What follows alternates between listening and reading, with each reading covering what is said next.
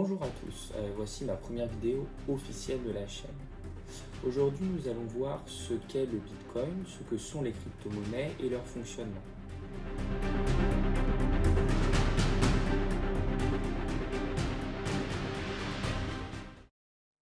Alors déjà, qu'est-ce qu'une crypto-monnaie? Une crypto-monnaie, c'est une monnaie dématérialisée. Une monnaie permet de réguler un système d'échange. Pour qu'une monnaie fonctionne, il faut qu'il lui soit attribué de la valeur. Pour les monnaies traditionnelles, cette valeur est apportée par les banques, qui font office de tiers de confiance. Or, ces dernières décennies, les banques ont montré des défaillances. On pense par exemple à la fameuse crise des subprimes en 2008, qui est en fait secondaire à la chute d'une grande banque américaine, la banque Lehman Brothers, et qui a entraîné dans sa chute toute une période de récession. Ainsi, dès lors que le tiers de confiance a perdu en partie la confiance des populations, cela a pavé la voie à un nouveau type de monnaie qui s'affranchirait de toute banque centrale. C'est ainsi qu'un dénommé Satoshi Nakamoto publie en 2008 un livre blanc, le livre blanc du Bitcoin. Dans ce livre blanc, il expose un système qui fonctionnerait en peer-to-peer. Le peer-to-peer est un système en réseau où chaque ordinateur connecté à un réseau participe au réseau à un moment donné.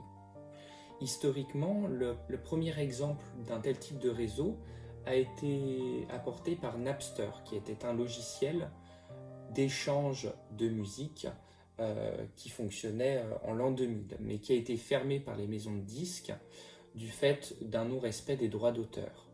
Le Bitcoin fonctionne sur le principe du peer-to-peer, et la confiance qu'on lui accorde est apportée par un système qu'a également imaginé Satoshi Nakamoto, qui est le principe de la blockchain. Alors qu'est-ce que la blockchain? La blockchain est simplement un livre comptable en quelque sorte, où sont répertoriées toutes les transactions qui ont eu lieu, de la toute première à la toute dernière.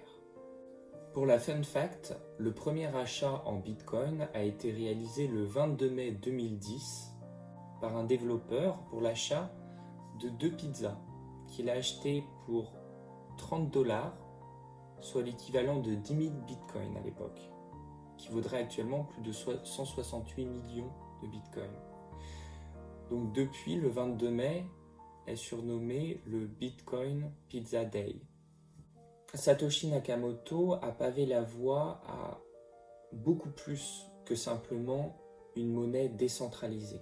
Le secteur des crypto-monnaies est en passe de révolutionner ce que l'on sait de l'assurance, de l'immobilier, et a introduit des produits novateurs tels que les NFT, voire le métavers. Donc voilà un bref aperçu du fonctionnement de ce monde ouf que sont les crypto-monnaies. C'est pas du tout une vidéo pour vous pousser à investir, c'est surtout une vidéo explicative pour qu'on progresse ensemble, parce que moi-même je suis en pleine phase d'apprentissage. Donc voilà, si ça vous a plu, n'hésitez pas à vous abonner. Je mettrai le lien de ma dernière vidéo dans un coin de l'écran. Et puis on se voit pour une prochaine.